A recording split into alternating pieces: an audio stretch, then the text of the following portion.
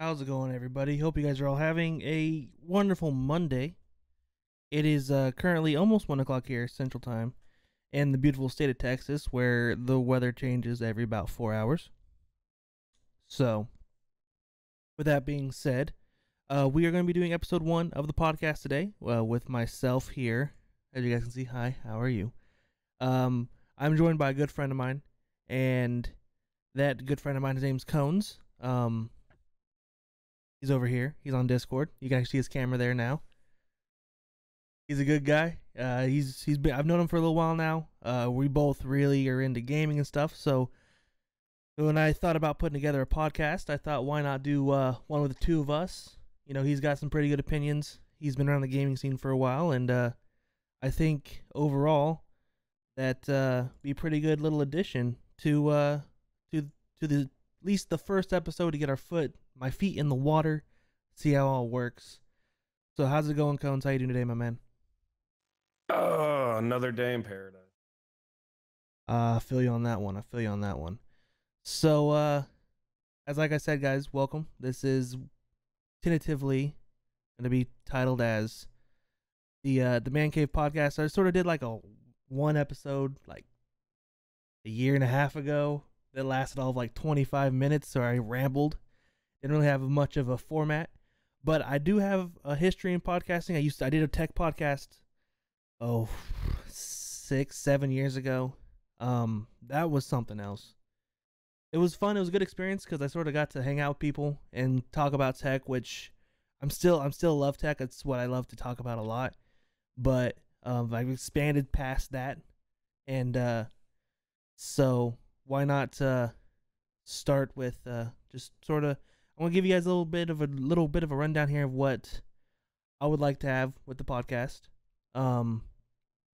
First of all, this is a way for me just to sort of have a general conversation with people, have friends come on, such as Cones, and just sort of just talk until we both just sort of run out of ideas. But we do have a sort of general list of things that we'd like to talk about.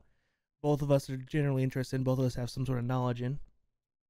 And I think it'd be pretty cool just to go back and forth. I love to talk to people about certain topics. Obviously, there are some topics that will not get touched because obviously the way the world is right now, I want to use this as an escape. We'll talk about some things, but use it as a way for people to just get away for just a little bit. Lose themselves in all the chaos that is currently what our world's in, and just have a little bit of time just to relax, try to just clear your mind for a little bit, and just come hang out, have a good time. So, with that being said, Cones, you and I would say, are pretty small streamers. And in the grand scheme of things, yes.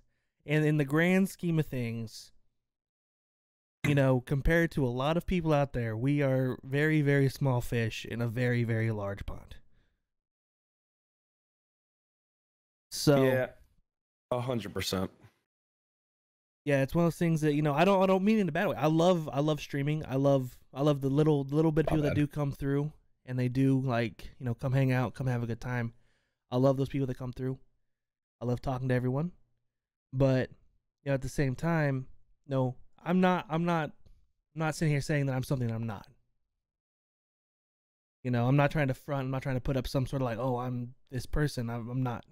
And I've always said that if I could become big with streaming, I would love it. Because I love the aspect of having a community, having people come out and hang out with you, and everything. But as you know, the grind of streaming, it sometimes gets very taxing on somebody. So this is sort of away from the first time, but I wanted to sort of get your aspect because I knew at one point you streamed a lot. You almost streamed every single day when I first met you. It was like a daily thing. You were on there streaming. Yeah, it was pretty brutal. So what are your thoughts? Because there's some people that I'm going to use the example Co Carnage. I don't know if I'm pretty sure you've probably heard of him. Oh, I love Co. Yeah. He did he set a record or he was like one of the first people to stream X amount of days in a row. Where he had to stream a certain amount of time every single day. For I don't even remember how many years he did it. See, I didn't know that. Now I think it almost was want to say 5 challenge years. accepted. I think it was 5 years. He would stream when he was sick.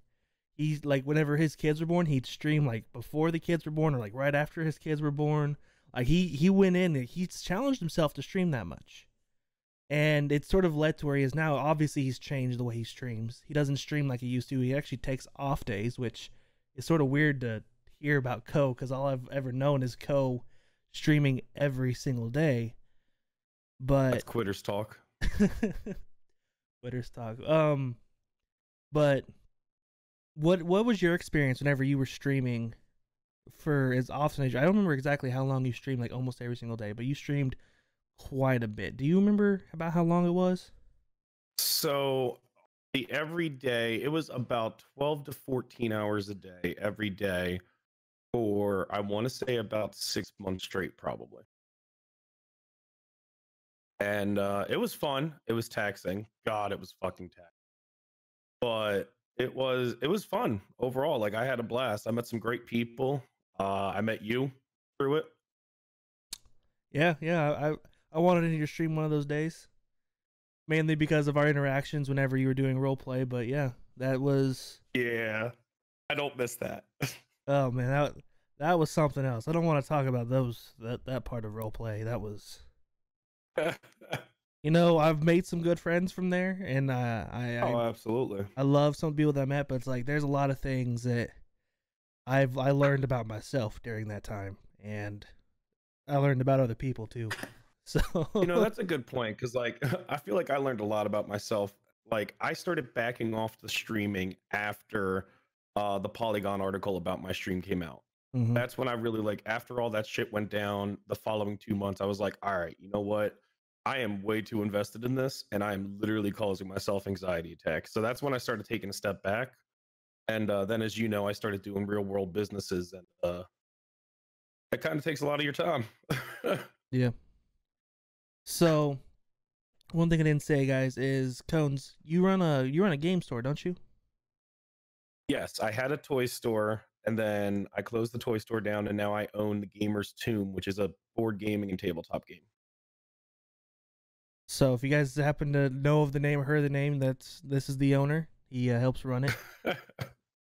And I do know that you've invested a lot of time, obviously, with what's going on right now. It's obviously put a hankering in what you were planning to do and what you want to do, which hopefully. Yeah, that's a topic we don't need to talk about. No, I'm not gonna talk about it, but for everybody in the world, I just hope that this gets over quickly, because I have a lot of friends who are own small businesses or own their businesses or work for small companies, and I know about how it's affecting them. So. I think most people would agree, and most people would say that they want it over, because it's changed all of our lives. Of course, I think society will be changed forever after this. You'll see the way people conduct themselves, the way things are done, change dramatically. It's kind of crazy when I think about it, because it's like, yeah, sure, an epidemic like this may be sort of similar to the Spanish flu, but I think because of the modern age times that we live in, Mm-hmm. it is so much more drastic now, because back then quarantines weren't that big of a thing. Nowadays, because of how the world is, it's like quarantines literally shut down entire states completely, just grind them to a halt. Yeah. Well, so my great grandma passed away last year, and she was talking, like, I asked her questions about different things, we had asked her about the Great Depression. This is sort of a tangent, but I'm just going to get back to it in a second. So we had asked her about the Great Depression because she was alive. She was actually in her, teenage years, and we had asked her, and she had a great memory. So she was talking about it, and she said they didn't even know there was a Great Depression going on. They lived in the middle of nowhere in Colorado. They didn't even know that there was anything going on out there. It was like they just lived their life. Their lives did not change. So it's like, obviously, I know there's parts of Texas that haven't had any effect from this because there is no effect from this virus there. There are no confirmed cases in those areas, so they haven't changed their way of life. Where like where I live, I live in DFW, and pretty much everything is shut down. Like we have restaurants and stuff we can go to, and the liquor stores are open, but that's about it. Like we can't like I never really thought about how much I liked just going and just walking around a mall until I couldn't do it anymore. And then you realize how much your life just sort of up and changes. But well, that's one of those topics I don't want to talk about. Maybe in like 6 months, whenever it's all over, do like a look back at whatever happened. Maybe see how life has changed. I would definitely say that, but not so much necessarily even just from the social aspect. The coronavirus has changed gaming, both tabletop gaming and video gaming industry drastically. Like there's gonna be repercussions of this. Games are getting postponed, movies are getting postponed, music's getting postponed. Like there's gonna be drastic repercussions from it. Yeah, and I think what I would like to do is revisit, this space and time that we're currently in. This forever long what's felt like 3 months. This like I used to like my days just run together, but they didn't run together for being slow. They ran together because like I worked, I was always doing stuff, I was always gone. So all of a sudden, like, oh, I thought it was Tuesday. Turns out it's a Saturday. I'm like, okay, well, I've just been that busy. But now it's like it's only Tuesday, but it's actually only Monday today. So it's only Monday. Yet it feels like don't remind me. It's yeah. So I'd like to just sort of like readdress it at a point to where like you come back, relook at it all, and just see how everything has changed. Because obviously I've had this conversation with a couple people. A lot of us are in agreement that things will change, and a lot of companies are changing the way they do things. And there's a lot of companies realizing that they used to have to like they stuck to the old model of you go to the office, go to the office. Well, it's like now that people work from home and they're meeting their quotas, it means like, are they going to expand out to like, okay, maybe we don't need an office anymore? We're going to see more open, flexible schedules again. Obviously, some things you can't do that, but it's like for like where my dad works, they've always been the real big like, you go to work, but it's like now they're meeting all their numbers, and it's like they only have essential people there. And he's not one of those people because he's a boss, so they don't view him as essential. So he's always on the phone on the computer at his house. So I don't know. Well, I'm just sort of curious to see how society changes, because obviously there will be massive change. Like I don't think you'll see handshakes very often after this. I think that's just going to be something people just stop doing. Because if you think about it, people like they say, okay, well you don't shake hands. So like where I currently work, still technically employed, we stopped shaking hands whenever it started to first break out, and maybe you'll see, everyone start dabbing people up, you know what I'm saying? Instead of walking the room. So, but yeah, that's what's that. But I've noticed that sort of trying to go back onto where we were at with streaming. You've started streaming again. Yes, a little bit here and there. If once these storms pass, I'll be doing it again. But I'm also moving in literally 7 days, so I've got to pack up my entire house. Oof. Dang. But I mean, the quarantine is going to be extended here in North Carolina, and there's no doubt in my mind. So I'll be streaming probably 5 times a week. I'm thinking. Yeah, here. So in Texas, they do it by county. So at least my county is through the end of the month.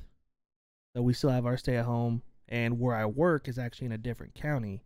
It's actually it's sort of closer towards Dallas and all that. So it's in a way stricter county. So, I know that for at least my work as well, we're through the end of the month. So, yeah, right now we're through the end of the month, but I highly doubt that they're gonna let us reopen, which is kind of sad. But yeah, I mean, it is what it is. Like I think here, there's at least from the county that I live in, there's a plan to do like allow business to reopen, but they have to do similar to like curbside for every business, not just restaurants. But then they also can do like the whole limiting, like gas stations here limit people to 10 persons inside at a time outside of the staff that's actually working. So they're gonna do that to expand it to like everybody. So at least you can see something. So obviously, my big thing is if you feel or think that you're at risk, or you live with someone that's at risk, you should really reconsider whether you should go out and do it. Just because you can doesn't mean you should. That's the biggest thing. I think most people are taking from this is they don't want these small businesses to close. They don't want them to close forever and be gone. So that's the one thing that they're trying to do is bring all these small businesses be able to open again, to be able to sell their products, to allow them to at least have some revenue.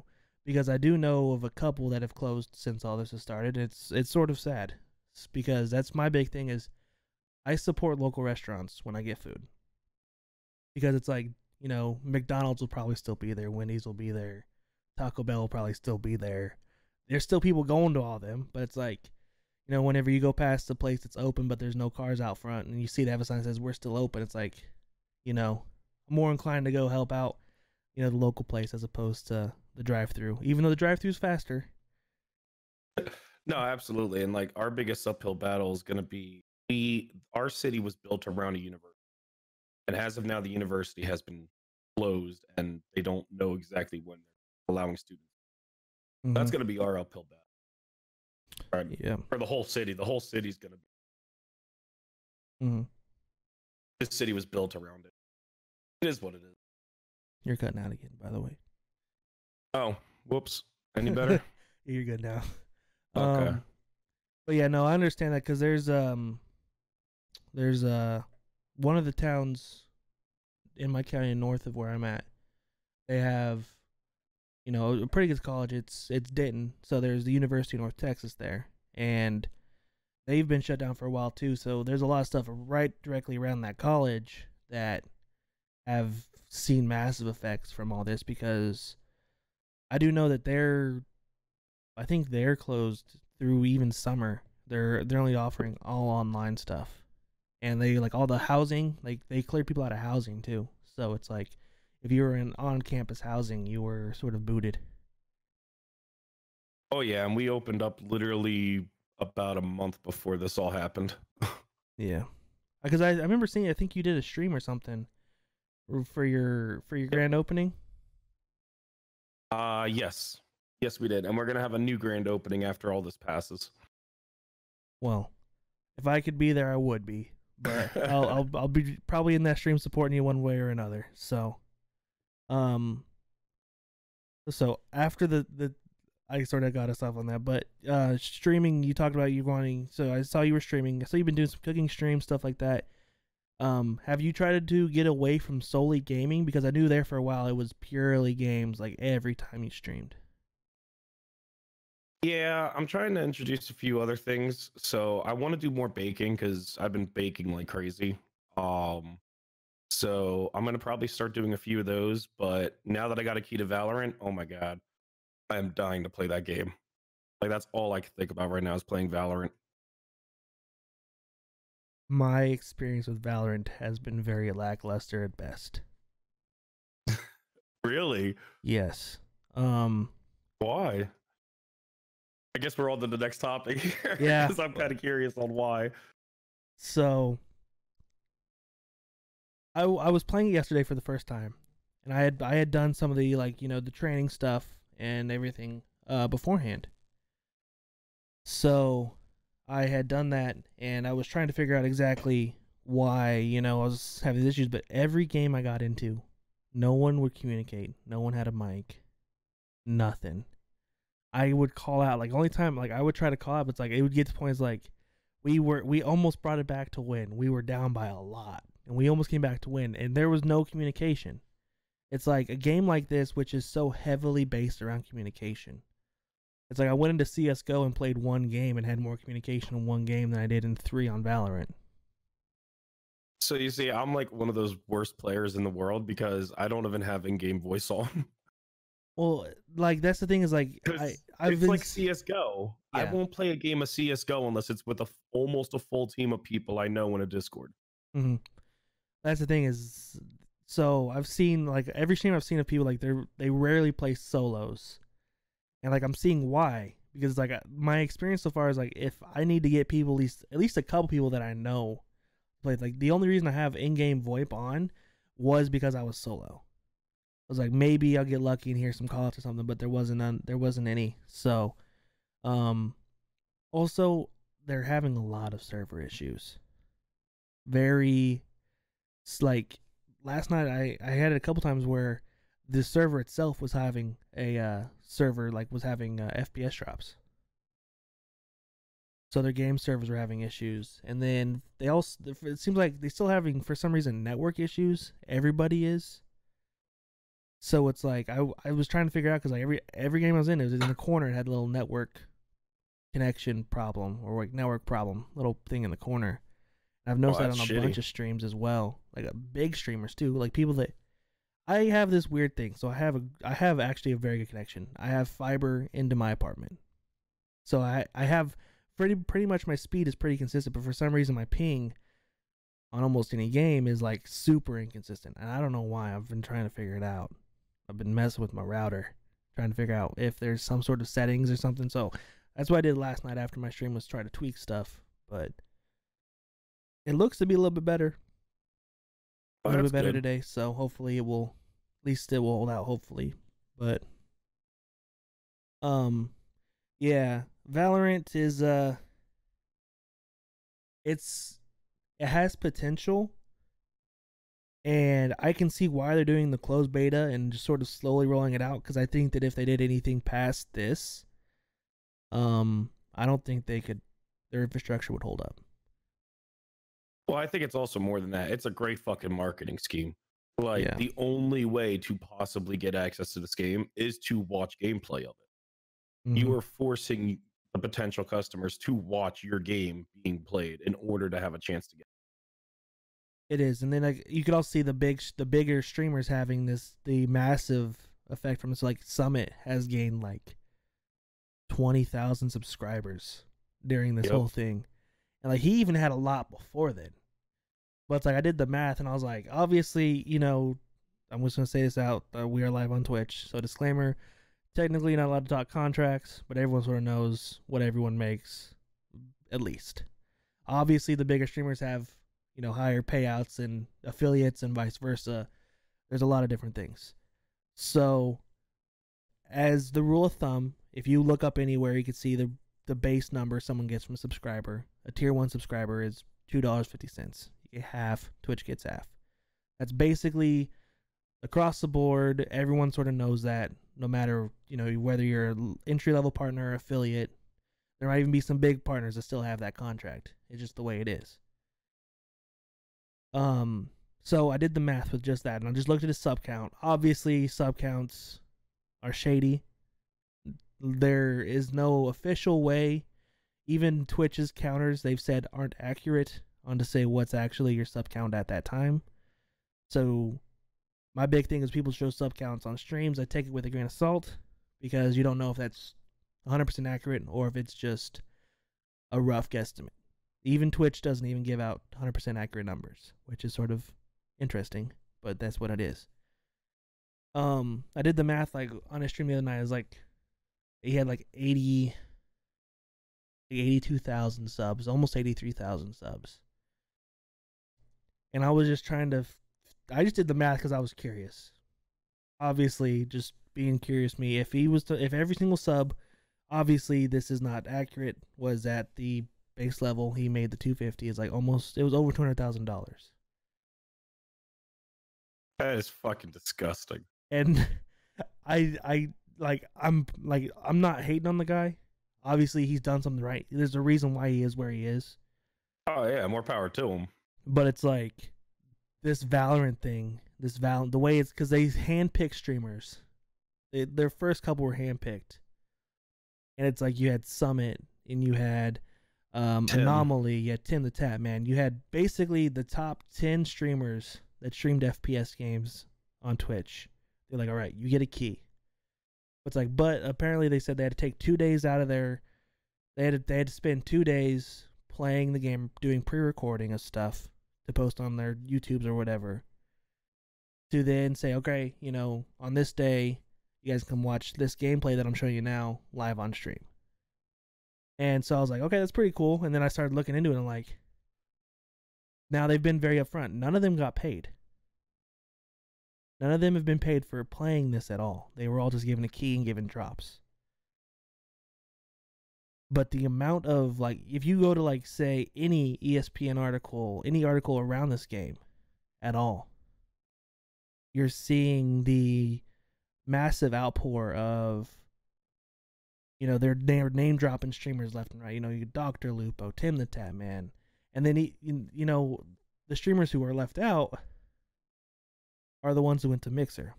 Because Riot, obviously they gave them keys. Because you're not just going to not give Ninja, and you're just not going to give Shroud a key to a new FPS game. That's sort of stupid. Obviously they're not on the platform of choice that you're sticking with. But, like they said, someone was talking about numbers, and they said on Shroud's stream on Mixer, he pulled 14,000 viewers for Valorant. No, they said in comparison, for Mixer, that's like groundbreaking numbers, apparently, outside of like the Ninja stream when he first went there. So wait, not to cut you off, but like, if you have can you link your Mixer account, your Riot Games account to get a key, or is it only Twitch? Only Twitch. So are these Valorant streamers on Mixer turning around and advertising for Twitch? What are they saying if someone says, "How do I get a copy of this game?" They have to go watch Twitch streams. That is the only way to get keys, is to watch it on Twitch. That's amazing. Now, I think that is also because I believe they worked out a thing with Twitch.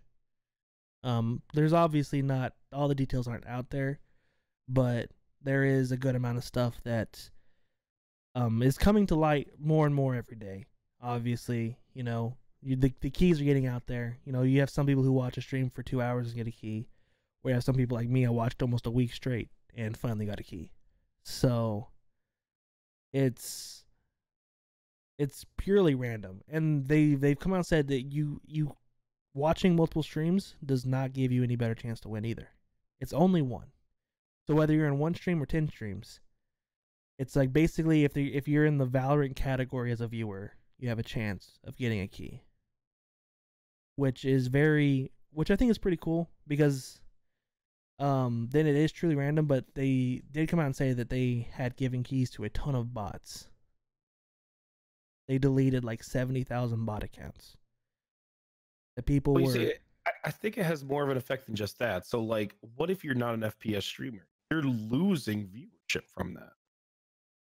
Yeah. So, like, I think I looked at it as, like, one night I was just scrolling through Twitch. I think I saw like 1.1 million viewers on Valorant at one point.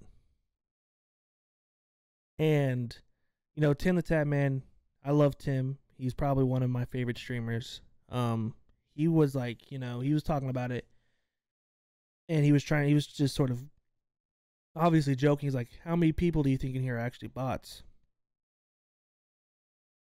And whenever Riot came out and said, yeah, we've deleted, you know, a good amount of bot accounts from this, and we've had to go through and clear out a bunch of accounts because people were making dummy Twitch accounts, just basically bot making accounts just to get accounts to sell them.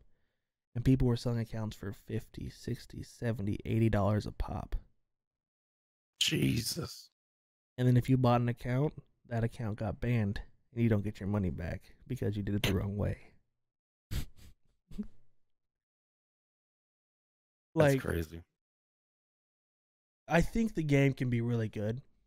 It's a mashup of multiple games in one. So not every gun you can aim down sights with. There's only select ones you can.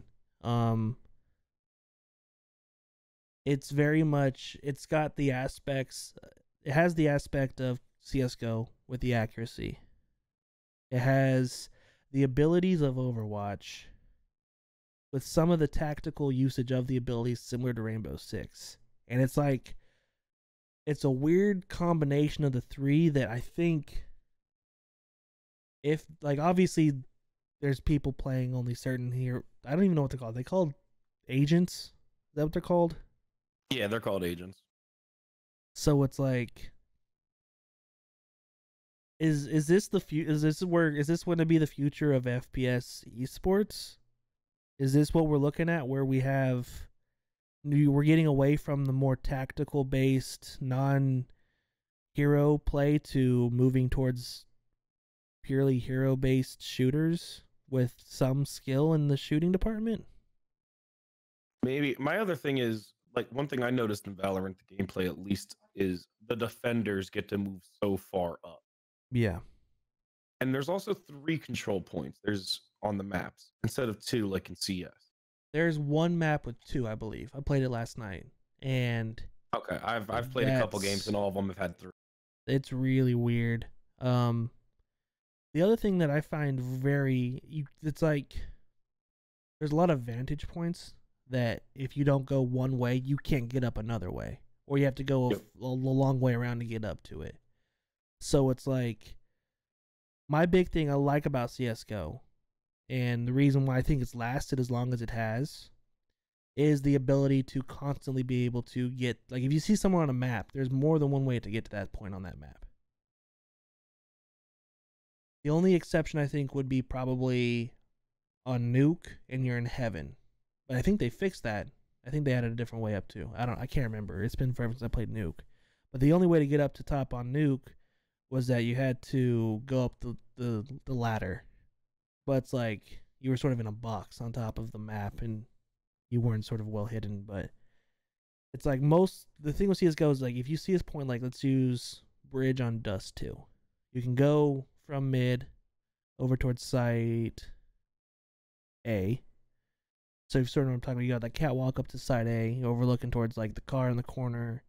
Right, then you got tunnels going to B. Yeah. That bridge or the skyway or whatever, the crosswalk, you can get up there from below if you get a boost. Or you can go the other way. And so it's like, or you can go up and around the site up to there too. So there's 3 different ways to get up to that one little area. And there's this one point on the map where there's 2 ways, but both ways you have to basically go through where the defenders have already control of to get up to a certain vantage point. And so it's like I like some of the maps. Some of the maps are pretty cool, and I think that they have promise. But there's a lot. I think there has to be at least mobility taken into account whenever it comes to certain maps. So like the 2 site map, the bomb site's down below, and where the defenders have basically free reign of this section up top, looking down at the bomb site. And the only way to get up there is you have to go through either their spawn or another pathway up that leads them through an area that they can already walk around freely. I don't know. It's my biggest fear for the game is I am not a super competitive player. Like I play video games to play games and have fun. I don't feel like I need to, or I should have to play a game for 1,000 hours in order to get good. And that's one of the things. But I enjoyed the game I played, but I don't know. I feel like it's going to eventually become that. Once it gets mainstream and once everybody gets access to it, it's going to be an exact replica of a toxic community like CSGO. And you're going to have those hardcore players that grind out and do the same thing. I honestly would say 6 months, especially with everyone being in 6 months to a year, it's going to be just like Counter-Strike. Toxic, and the skill gap is going to be too big to try and come back from. I think the skill gap is going to be the biggest thing because obviously this game is heavily, heavily dominated by CSGO players right now. And if it's, even though they've tried to like make it a mix to like try to cater to Overwatch and everything, nothing's going to beat the pure gun skill that a CSGO player is going to have, especially someone that's dedicated, you know. Let's say even if you just played the last year, you've played CSGO consistently for the last year, moving over to Valorant, you're going to be, you know, way above your average player. Because the thing is, a lot of people who are playing this game are looking at it from like an Overwatch, or they're even trying to compare it to like a Call of Duty, because like, oh, you can aim down sight with the AK in this game. Doesn't really affect your accuracy. You know, you still have to stop moving. You still have to be able to control your spray. It's not like on Call of Duty, where if you aim for the head and you know, hold down for 3 seconds, you get 4, 5, 6 on the head. Yeah. It's like, I really want there to be a game to challenge CSGO, because I feel like that game hasn't had change, at least enough change. Obviously, there are reasons why CSGO is the way it is, and the way CSGO has sort of maintained its position in esports. But you're seeing a lot of people leave the game because they're getting bored. Because it's the same thing they've been doing for 4, 5, 6 years. And yes, it might have worked. And they might say, oh, viewership's not down. But it's like the only time you have viewers on your game is whenever there's a major. The streamers who stream CSGO don't have the support like they used to.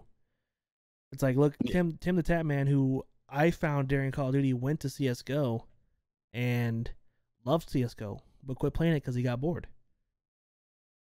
It's like, you can only, you can add as many skins as you want. You can, try to do all this stuff, but until there's fundamental change in the game, like, I will say this. Call of Duty did it whenever they went to jetpacks. They did the whole advanced movement. And as much people hated it, that changed a lot of people to realize, all right, maybe we do have something good. And they've sort of found a way to adjust it to where they have, in current Call of Duty, they got the whole tactical sprint, and I think they got slide or whatever. So you still have some more advanced movements, but you don't have the whole wall running and stuff, which I liked wall running in Titanfall, and I liked wall running in Black Ops 3. Now, Titanfall's a game I wish I actually did. I love that fucking game. And it is so hard to even get a game right. Mm-hmm. I played the whole campaign on stream the other night, and I enjoyed myself. I forgot how I thought good Titanfall 2 was amazing. Like, the story, obviously, my big complaint is any mainstream shooter, their focus is not on the campaign.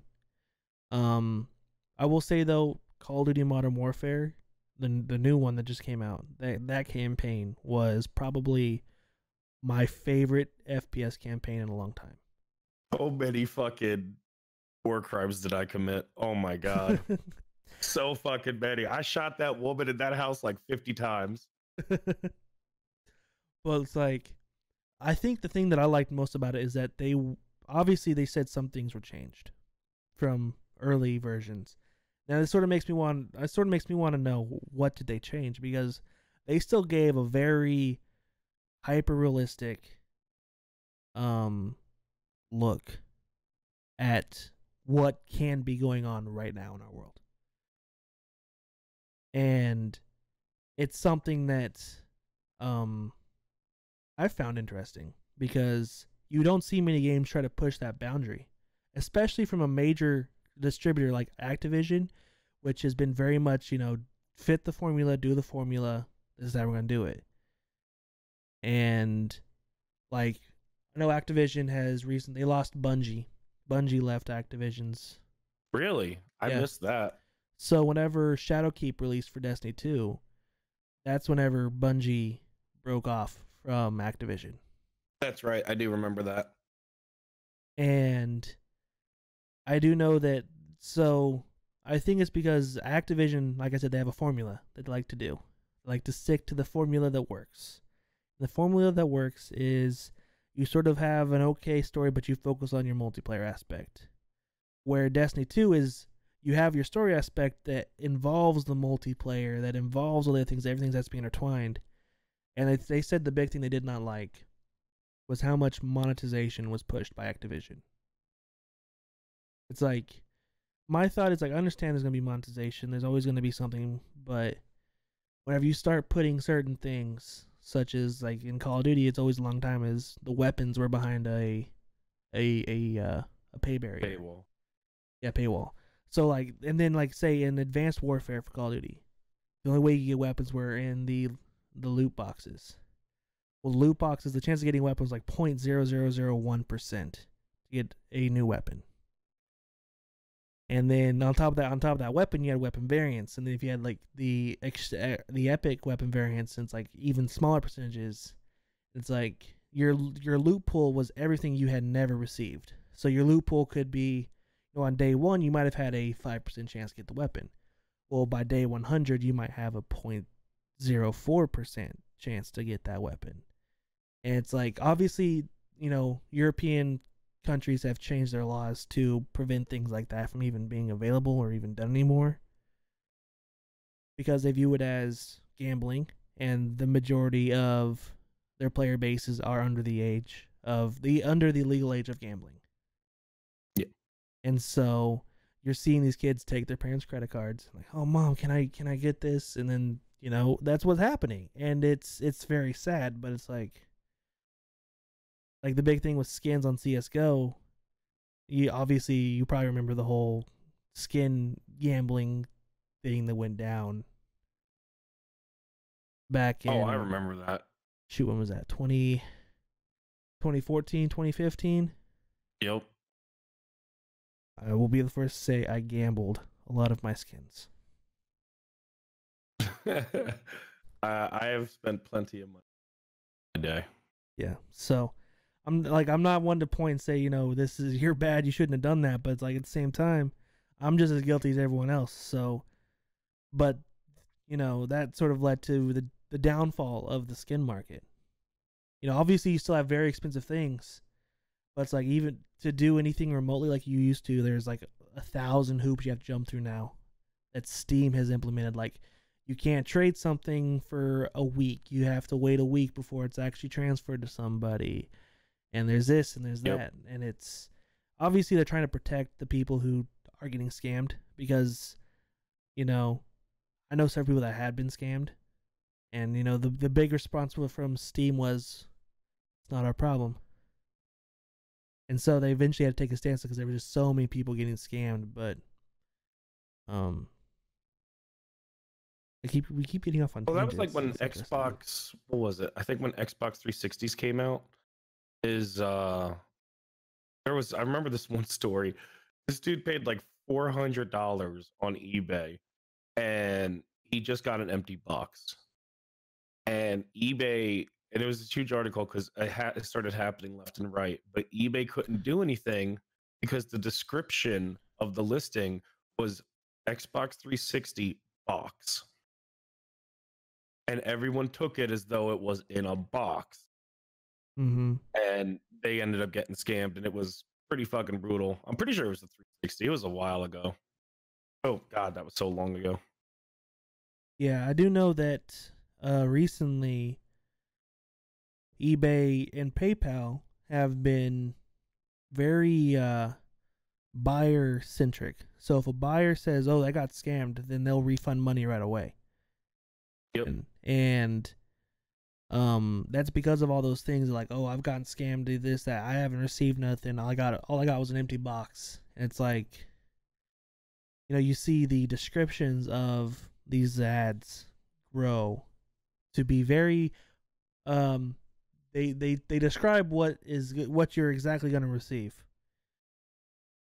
So it's like, I do know that some people like, "Oh, I bought a box, it's supposed to have all this." And it's like, well, no, you bought a box that said it might have this stuff in it, and when you bought it, you agreed to maybe getting this.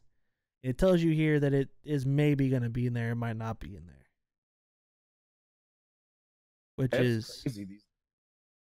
so, like, then you had the whole, like, the mystery boxes people go buy, the return packages to Amazon, and they're seeing, like, they'll see, "Oh my god, this is an iPhone." They open it up, it's like a rock. It's like the same weight as an iPhone, because Amazon I've been doesn't. watching a lot of those videos on YouTube. It's like, they're like, Amazon doesn't check them because they're like, more than likely it's just gonna be a lie anyway. They have more times than not, they've had this where it's like, they open up a box and they check a return. It's like, okay, well, it's not there. Then what do you do? Yeah. Then all of a sudden that person's account's deleted. They don't have any more contact information. All of a sudden the bank account is no longer active. Yep.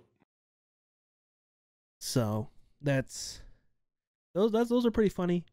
Now there are obviously some that people get, that they get working stuff back, and it's like, "Oh my god, this is actually expensive." And so, but Yeah. more times than not, it's like broken junk. But it's like, some people find gold in there, but it's not very often.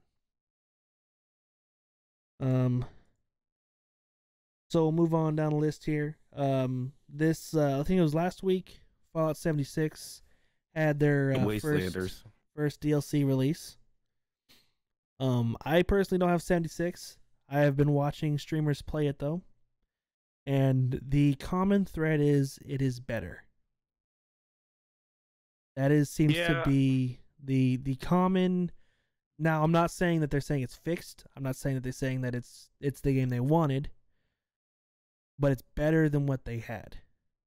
And they're saying that Well, I mean, I'm pretty sure anything was better than what they had. uh if I mean, let's be real. A yeah, lot of people thought Ubisoft or not Bethesda. Ubisoft, Bethesda was going to sell the rights to Fallout because of the decisions they were making, and they just didn't give a shit. A lot of people were talking about how they were probably going to end up selling the franchise rights, Mhm. but apparently not.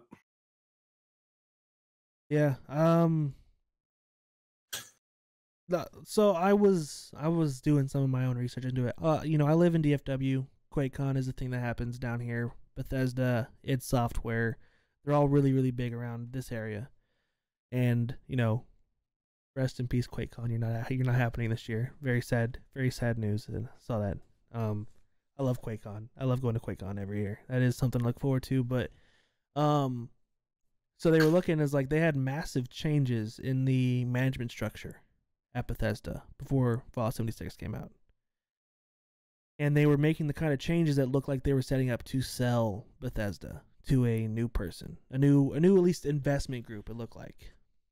But it's Yeah. like whenever 76 came out, I think all that went out the window because they've a lot of people's opinions is that they basically released it as a money grab to try to inflate their value.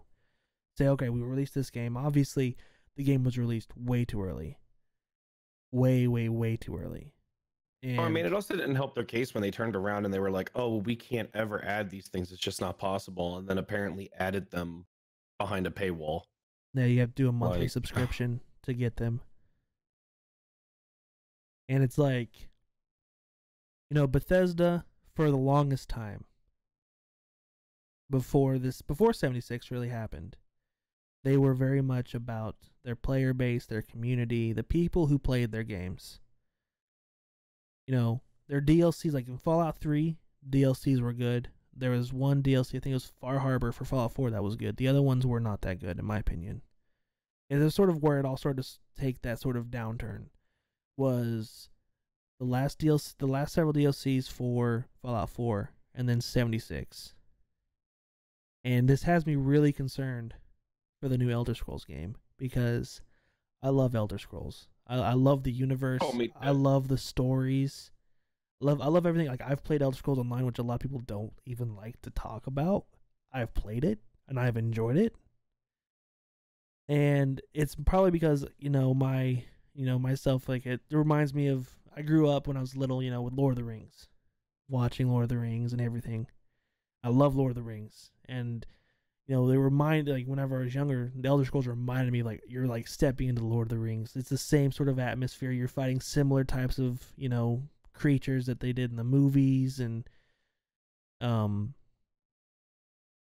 honestly concerned about the future of that game. Seeing what's happened with 76, it's like, are they going to try to do a similar approach to it where they do an all online? They already have it with Elder Scrolls.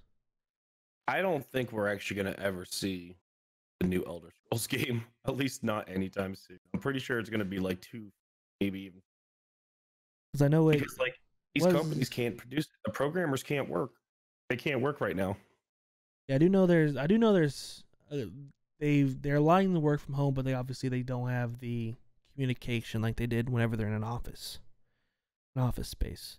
Obviously, I wasn't expecting to see anything this year. I was not expecting to see anything next year. Obviously, all we got was the whole over mountain shot that said Elder Scrolls 6. We didn't even get a title for the game. All we know is that there's a sixth one somewhere, in where it's gonna. No one knows where it's gonna be.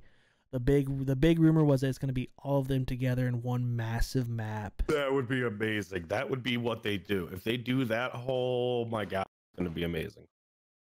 Now, I'm not gonna hold my breath because obviously the recent actions of Bethesda have put very much sour tastes in pretty much all of our mouths, and I think most of us would agree. I do want to get Wastelanders myself and try it because I've heard good things. Obviously, um, what Coast says about a lot of adventure game stuff is very much in line with what I believe and what I've thought and what I've said. And his thing is, he says it's better and it's more back to the roots of Fallout than Fallout 4 was. He says it's more, a lot of the dialogue and a lot of the changes that are more reminiscent of Fallout 3 as opposed to Fallout 4. Which Fallout 4, that he said in his opinion, which I sort of do agree with, was very linear. It's like you were sort of forced along the path. You know, you were sort of given these things. And then before too long, like now, you know, you're seeing you have all these options and you see what's going to happen. You know, if you don't have, you have all these other abilities. Like if you give them this, then it's going to have a negative effect and this and this.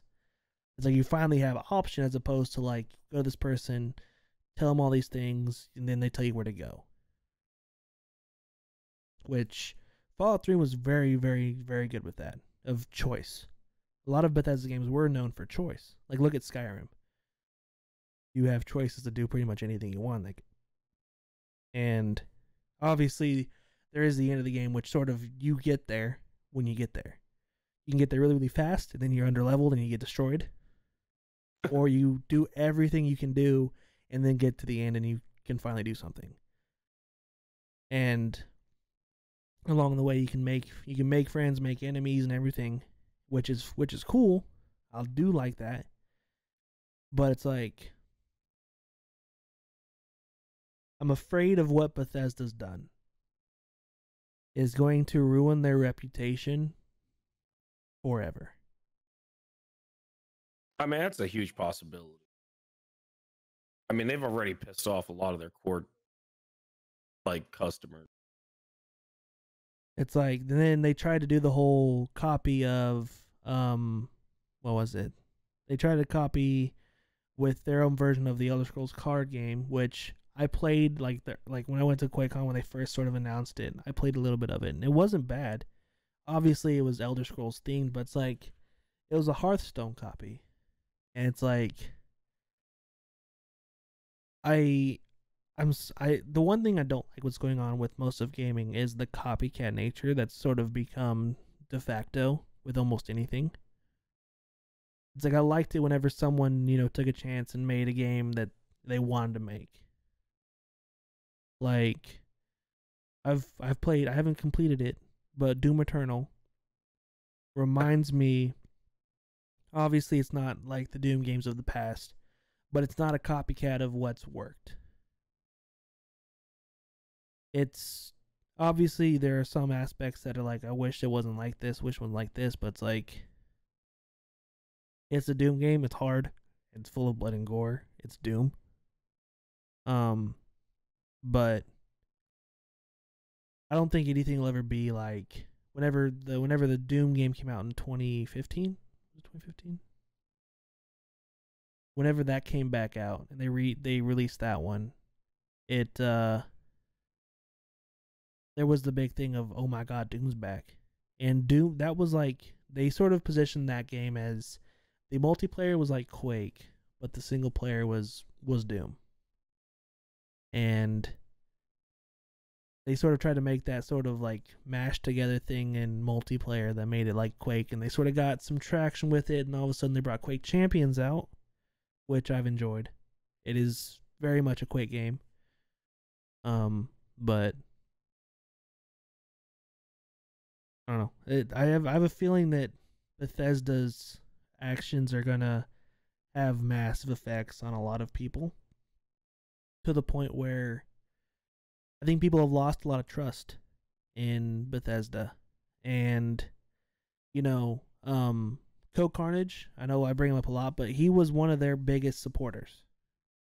He was like, you know, he did the whole Prey, he played Prey early and had the interview with the developers with Prey and did a lot of things with Bethesda that now he doesn't even want to even try to do because of what's happened.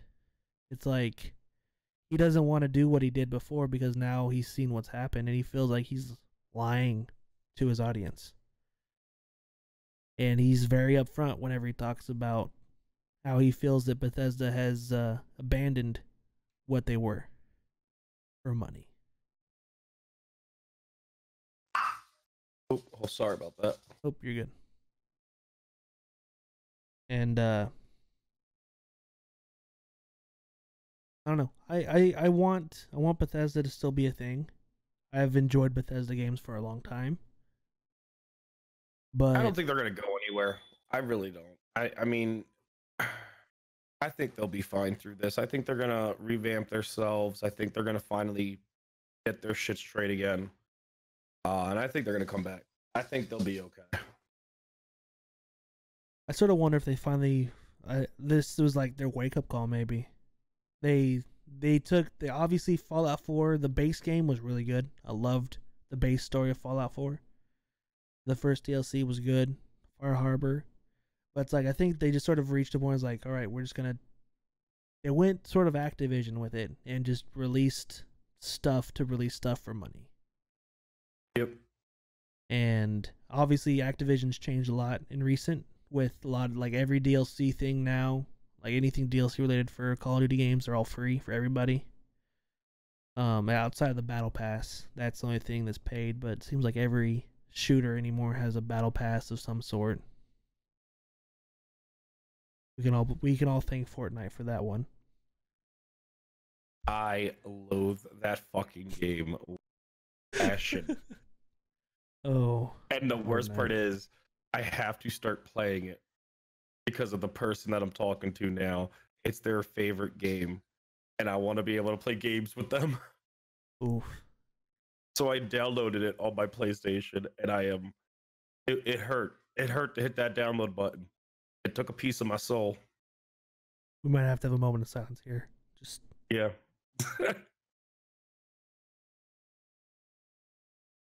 But no, I don't know. I hate microtransactions.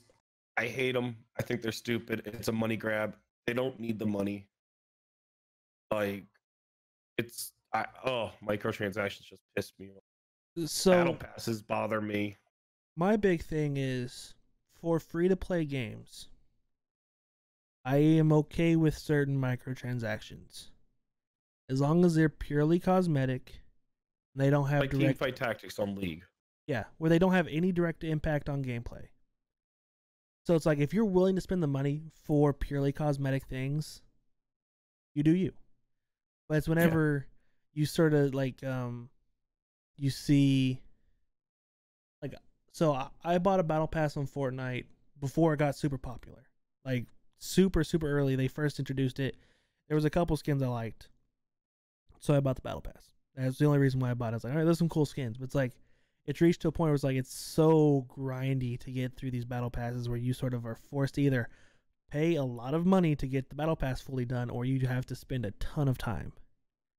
It's like on top of the battle pass now they have the item shops and these things where it's like, oh, if you don't want to do it all the way through, you can just buy it here for $20. I'm not spending $20 on a skin that I'll never use again. Like I think I got in game. And whenever they're doing the Batman thing, I was like, they got a cool Batman skin. So I got in there and I bought the Batman skin. I was like, if I ever play Fortnite ever, I literally downloaded it. I downloaded and installed the whole game just to go in there, buy a Batman skin, and then uninstall it. That's what I did. Because that's how much I just can't stand to play Fortnite anymore. Like, I've played it maybe 3-4 times. And that's whenever a friend of mine hits me like, hey, I'm jumping on Fortnite. When they're doing like the big 50v50 thing. Like I'm getting on with a bunch of friends. Like we're gonna play for a little bit. Like, okay, so I jumped on and played then, and that was the last time I played Fortnite. And it's like, Dr. Lupo, who played Fortnite for a long time and was known for playing Fortnite, has officially he said he's quit playing Fortnite. And I don't know if that's because of stuff that's happened or because of the recent games that have come out. Obviously, there's been this. I don't know what happened, but everyone started playing Escape from Tarkov as well. I wanted to get into that. That game actually looked fun, and then I realized, oh shit, skill cap. I'm good. Oh, I have it, and it is super sweaty. It is super sweaty. Like you've got to like know where stuff spawns, or you got to go in with people that are super sweaty too, and it is difficult beyond all measure to try and do anything in that game. I just don't like stupidly competitive games like that. Like I love online games. I love like when I play Overwatch, I don't play to fucking win. I play to run around and shoot people and do stupid things with abilities. Mm-hmm. And that's kind of how I'm looking at Valorant, and I'm enjoying it so far. Would I like to be really good at it? Sure, but I don't think that would ever happen until I have a full ISIS because, like you said, nobody fucking, and I'm guilty of it too. I'm 100% guilty. I don't use voice chat if I'm running solo. I will say the other big thing is, um, the so Ultimate there says Warzone got a lot of hype and the lack of updates to Fortnite has killed it.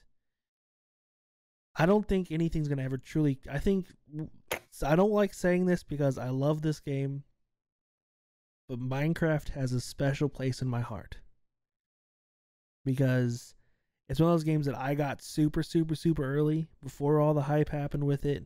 I played it for a long time. I used to stream that game exclusively. I think Fortnite, because of the way it's catered to the age group that's catered to, will never truly die. Because Fortnite won't die because of that, and Elon Musk won't let it die. I mean, let's be real. The dude will never let it fucking die. He'll just be like, nah, fuck it. We'll figure something out. It's fine. Like, I'm buying Epic Games. Why? Because I don't want to let this game die. Yeah, right. Like, hold on. Let me call. Let me reach out to Epic and have them be an exclusive on that. It's like, guess what's coming to Fortnite? Cybertruck. Oh my god. The next rocket's gonna have SpaceX on the side of it in Fortnite. But, all right. Let's see. Will be diehards like PUBG. Oof. That's every fucking shooting game though. That's the problem. Even Warzone is like that now. It's gotten I jumped super into sweaty. a game of Warzone the other day, and I was just like, why is everyone trying so hard? Like, I wish there was a way that games could do. If you want to be a sweaty player, play here. If you don't, play here. Like that would be great because I would never play in the sweaty player department. I'm a fat guy and I sweat just by talking a lot. I don't need to be a sweaty player in a game. Yep, I feel you on that one.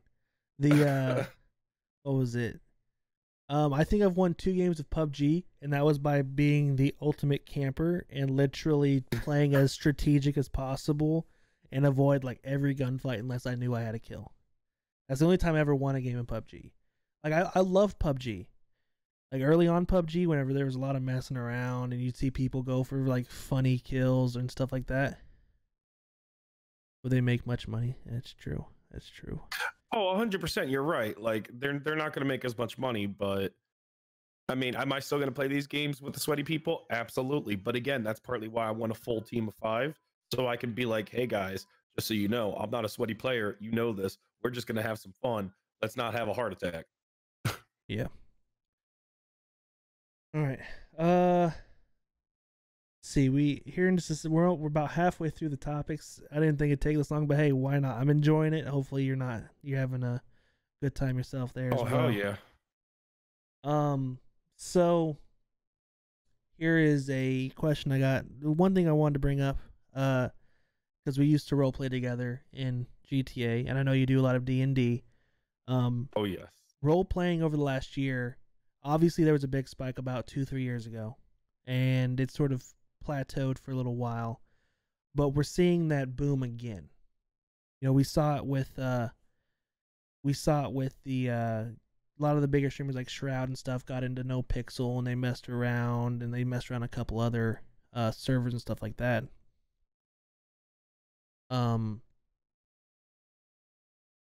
So do you think partly because of the roleplay's big boom is because of what's going on, people are trying to find outlets, or do you think it's becoming more of an acceptable thing with society to be a role player? In all honesty, I believe the biggest boom started not long after Critical Role. Geek and Sundry really made a big push and they mainstreamed it. And I think it's not so much because of what's going on now. I think it's really just it's becoming more socially acceptable. Like it used to be back in the day when you would go to any convention in costume, you would be the ridicule of 1.5 billion fucking jokes. Now, you go to in any costume, even if it's a bad one, and people love it. Yeah. Like it's the whole view of it has completely changed, and I don't know if it's a generational thing or what, but I mean, I think role play is amazing. There's educational aspects there. We're working on at my store. We're working on putting together hopefully, if we can, a summer camp where it's a week long of just tabletop RPG, where cater to kids, where kids can come in, they'll learn creative writing techniques, they'll learn how to play the game, they'll learn storytelling and stuff like that. And the hype on that has been really big around here. So I'm a huge advocate for role play of all types, except for maybe GTA, honestly. So I would agree with you on that one because obviously I still do role play in GTA. I role play quite frequently. I'm in a community I think where the biggest thing with that is you have to remember it is a game, Yeah. and you cannot and should not devote your entire life or even half your life to that game. You shouldn't. Mhm. That's my problem. I ran into the problem when you were saying how I was streaming 14-hour days every day for like 6 months. 90% of that was GTA RP. I feel like I missed so many different games because of that.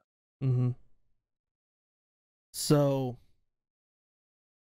my big thing is like I've taken breaks here and there, but as of late I've really done a dramatic. So I was at one point whenever I first started doing GTA roleplay, I was playing on Twitch RP, which is, it's a pretty good sized roleplay community. That's where I started playing. It's where I started with everything.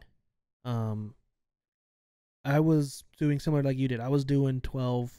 So the way my schedule was then is I worked nights at UPS. So I'd go to work, and I'd come home and I'd work like 7 hours. I'd come home and then I'd shower and I'd stream 12 hours. I'd sleep for like 4 or 5, go back to work and do it all over again. I did that for a good 8 to 10 months straight of doing that. And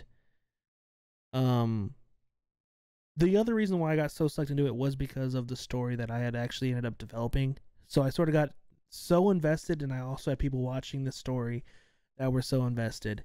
And honestly, like if there were things I could change, I would, because there's a lot of stuff that happened during that time. I did meet some people that I am still friends with. Her name's Stormy. Some people know her. No Ultimate knows her. Cones, I think you've maybe met her once or twice. Yep, I've played a couple games with you guys. Yeah, she's a wonderful, wonderful person. I met her through all that, and she's been a friend of mine ever since. But then I took a break, and I came back again, and I always seem to do like I'll play for almost a year, and then I'll be off for 3 or 4 months because I don't play like I used to. I used to throw in a ton of hours. Now, if I play, I'm playing maybe 3-4 hours at a time if I play. Because personally for me, I've reached a point to where I started my role play back, and ironically, I started in Minecraft back in the day. Where it was more the scripted role play where you were like doing a series. I was helping out the series with a YouTuber. I don't remember his name anymore, but I was like just some random NPC dude that would do specific things in the background. And so then from that, I went into Arma because I found Lyric on Twitch whenever he was the biggest streamer on Twitch with only like 15,000 viewers. And I was like, oh my God, that's so many people. And now 15,000 is like middle of the road for a lot of streamers. And it's like I found like I said, Arma. Arma was fun. I enjoyed Arma. Those were some very interesting times because it was a different style of roleplay, I guess. More cartoony. People sort of just did whatever they wanted to. And then I fell into GTA, and then I think the biggest thing that pulls people to GTA as opposed to a lot of other games is the aspect of it being like real life. So you can have the cars that you can never afford in your in real life. You can have every car you could ever imagine at your fingertips. You do it correctly. And I think that's the biggest draw for GTA and why it's sort of, I guess, been the biggest streamed role played game as of late. Um, Obviously, you know, if you look at worldwide numbers, D&D is probably is the biggest role playing game, obviously, but there's a whole bunch of different types of games inside of D&D, so I know some people get really into it. Like my brother, my little brother doesn't do GTA or anything like that, but he does do D&D, and he loves D&D. So it's like you said, I think it's become, like you said, more culturally acceptable because you know cosplayers is used, like you said, was a joke. Like, oh my god, you dressed up like Captain America, where now it's like, oh my god, you look like Captain America, can I get your picture? You know, the even you know, it's I think it's cool to see the change because obviously you're seeing a lot of people adjust things, but it's like I want it to, so I'll say this. GTA, for as long as I've been around, and I think for as ever as it will be full of drama. As much as people try to get rid of the drama, as much as people are advocates for removing drama from it, no matter what happens, there will always be drama. I think it's purely because people get, like you said, too invested. And if, oh, you're muted, by the way. After the Polygon article and stuff like that, that's when I stepped back and was like, I'm spending too much time in this because you know what happened with all that. Like that was a debacle and it spiraled out of control and I was just done with everything. Like I started backing off at that point, but that's again partly on me because I devoted so much of my time to it. Like I literally forgot I was living a real life. Mm-hmm. So, which I will say, if I can find the link to that Polygon article, I'll link it down below on YouTube, guys, for you guys to go check it out. It's a really cool read. Obviously, I was sort of in a way associated to that by being inside of the same server, same community he was in. I think it was really cool to see the way, you know, he described your change of the character, but it's like, I think that, so I don't want this to, obviously, I'm saying this as my experiences overall. I think one of the biggest problems with GTA communities, and if anyone is in here watching from my current community, I'm not saying this to be mean. I'm not saying this to slight anybody. But the administration of these servers is what either kills or is what helps these servers succeed. And a lot of times the reason why these servers die, or these communities die, is because of either the overstepping or the super lax nature to where it lets people do whatever they want to the point to where you're losing people because nothing ever changes. There has to be a balance. And the reason why a lot of communities have succeeded, like if you look at NoPixel or Family, the reason they've succeeded is because they continually check the climate of the server and try to adjust it accordingly. Obviously, there's a lot of hot water with NoPixel right now with certain groups of people because a lot of people are coming out saying that they feel like they are treated differently because of their viewer numbers and how much money they bring into the servers. Now, at the end of the day, this will be said. If you look at any 5M community, you are not to do it for profit. You are not to run your servers for profit. They are not to be done that way. This is stated by 5M themselves because they do not do this for profit. They do it to allow people to have these servers to enjoy themselves. There are certain communities that have died because they have been about profit. They've been about how much money people can make, how much money these people can bring in. Now, if you look at a community the size of NoPixel, obviously their infrastructure and their stuff, their costs are way more than just a small community. But Some people some people said how much they donate, and that's enough to run a server for over a year based on just what one person donates. So it's like when people start looking at bottom line numbers and no longer about quality of role play in some communities, it can have adverse effects and I can think kill one of it. the other things that have an adverse effect of it is that, excuse me, even Coil said it at one point. He flat out said the quickest way to become partner on Twitch is, at that time, this was months ago, at that time was to be a streamer. So I think you had Mm-hmm. the quality of the RP deteriorate just because people were trying to monetize on it for their own personal channels. And I Yeah. think that kind of like, that's 100% the wrong reason to go into any kind of role play. Like, you shouldn't role play to make money. You should role play because that's what you want to do and have fun. But I think that definitely has a huge part in it, and that's why you'll see big names jumping from server to server because of different things like that. And you'll see random people start pushing hard to get into a server just because they think, oh, well, this is a quick way for me to get partnership. This is a quick way for me to make extra money on Twitch and all this other stuff. And that to me is just, I'll probably never become a partner on Twitch. I'm fine with that. I don't average a lot of viewers. I'm okay with that. My community is amazing. I love my community. I play games with them all the time, and I'm hoping to grow the community again, but I'm not in it to make. If I was in it to make money, I'd get a real jam job, honestly. Mm-hmm. I Which think I kind of that's. have with the store, but I think you said that though. I think you said that you run the store. Yes, obviously you run it.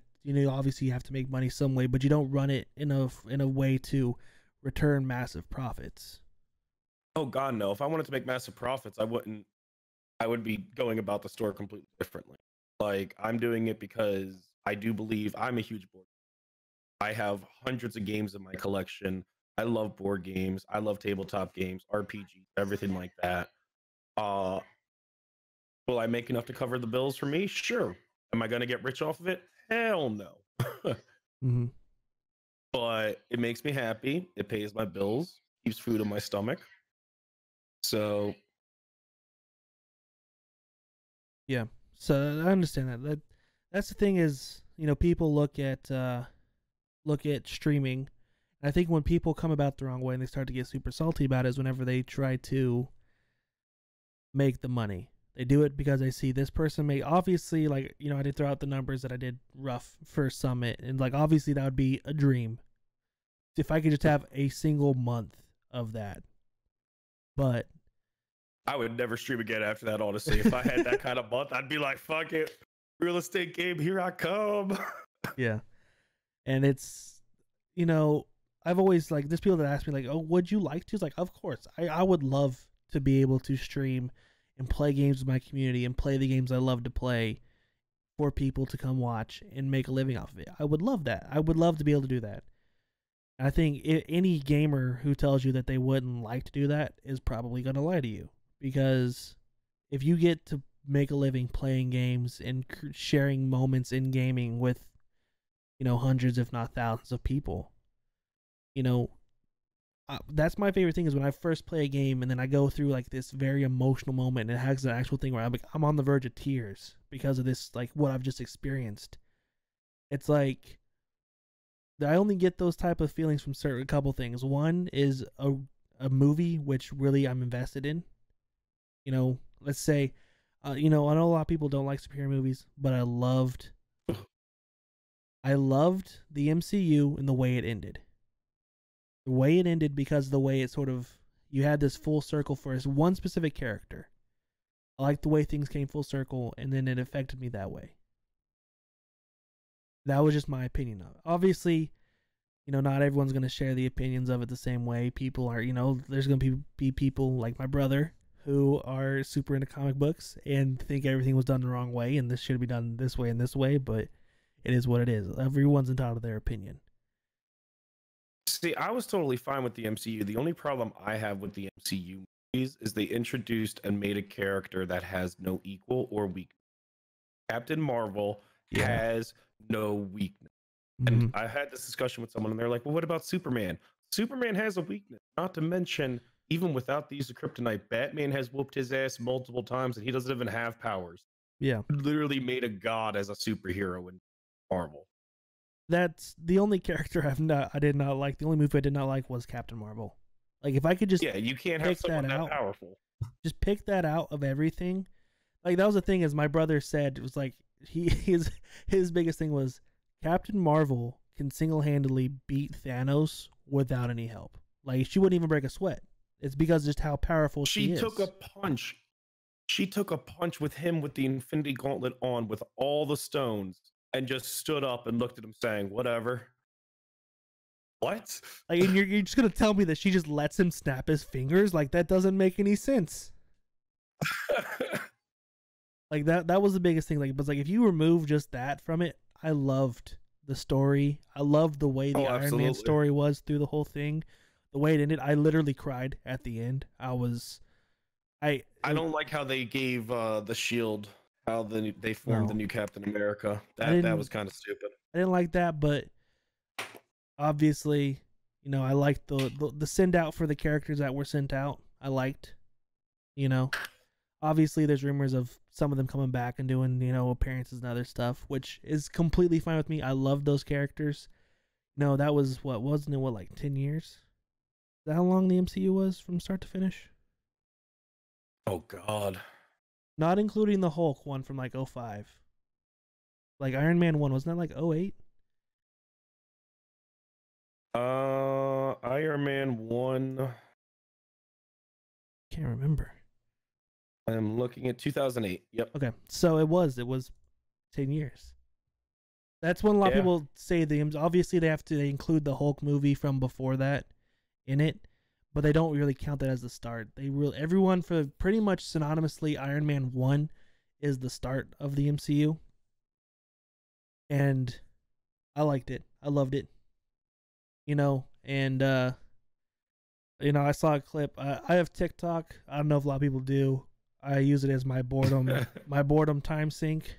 It's like if I'm, you know, doing my business on the porcelain throne, or if I'm laying in bed unable to sleep, TikTok is usually my go-to. And I saw a thing where they shared a clip of like a crowd reaction to whenever okay, spoiler alerts, if you haven't seen it by now, that it's your fault. It's been a while, so I'm just gonna throw that out there. Whenever Captain America gets the hammer, picks up Thor's hammer, and the crowd reaction whenever that happens, and just the way everyone just sort of started, like, you know, the freak out moment of, oh my God, it's happening.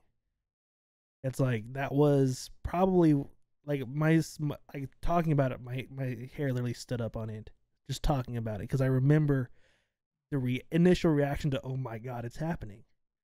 And it's like you had so much, like, that was in that single moment, everyone in that movie theater is like having the exact same reaction at the exact same time.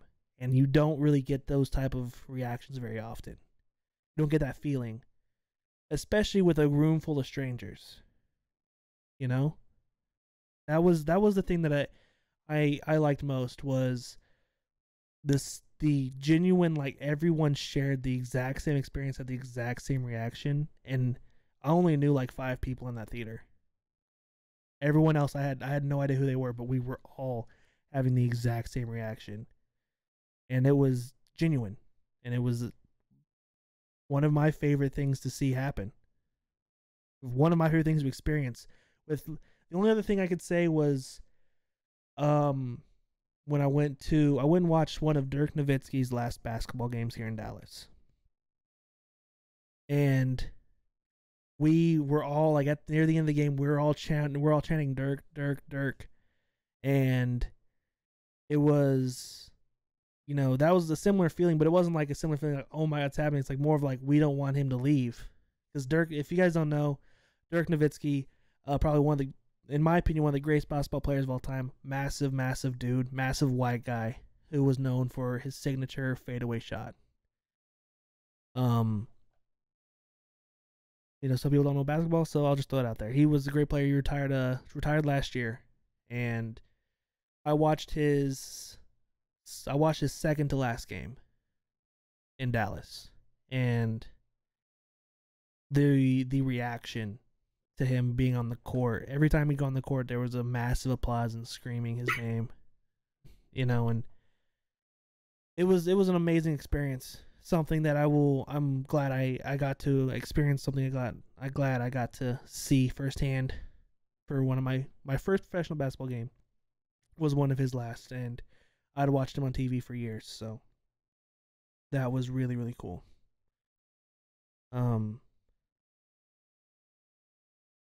Okay. Let's see here. We got next we'll talk about some VR if you want to. I am not the biggest fan of VR, but I get extremely motion sick. I don't play most of it. I tried Beat Saber a couple weeks ago, and it was fun, but I also did it while extremely intoxicated. And it was okay, but I don't think I would ever play that game again. So, my brother has a Quest. And I will say that my first experiences with VR were very much all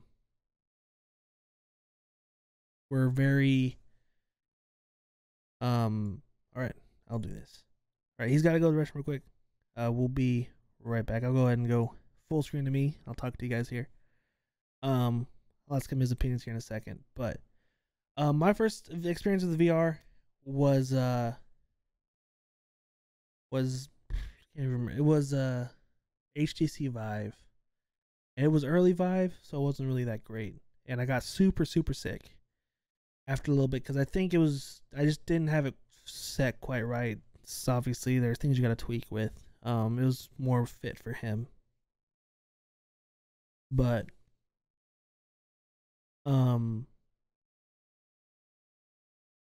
there are a lot of things with VR that I think are cool. And actually, I want to get his opinions on this because we'll be right back in just a second, guys. We will pick this up when he's back. I'll play some music for you guys. I'll be right back. And if you've been talking that crazy, got Dre with me and he fix you up. Who you know been dropping hit after hit after hit after hit. I'm on a mission to get in my way, and everybody knows that I'm never gonna miss. Look at me go. Hey, turning that nothing to something. Now they all love it. Look at me go. Hey, can't even go out in public. Nobody trusted. Look at me go. Hey, pressure been building. I gotta raise up the ceiling. Look at me go. Hey, these other rappers be my children. All in they feelings. Look at me go. Hey, welcome back. Sorry about that. Oh, you're good. I threw up a BRB screen because I was saying something I wanted to get your opinion on. So let me get this screen back up here. Boom. Beautiful. Okay. So I've experienced motion sickness myself a couple times while playing VR. So I understand where you're coming from. The biggest thing that I had was I was doing it with the, obviously it was an HTC Vive, so I had all the cords and stuff off the headset. I think the biggest thing that got me is every time I'd move, I'd feel the cords, and it's like I'd feel it tighten up, and it like sort of felt weird. But I've played with my brother's Oculus Quest, which is like the, no cameras, wireless headset, which is one of my favorite VR experiences outside of one. And there's this thing called the Void. I don't know if you look it up. I'll put a link here. Actually, I'll get a link for you to look at it right now too.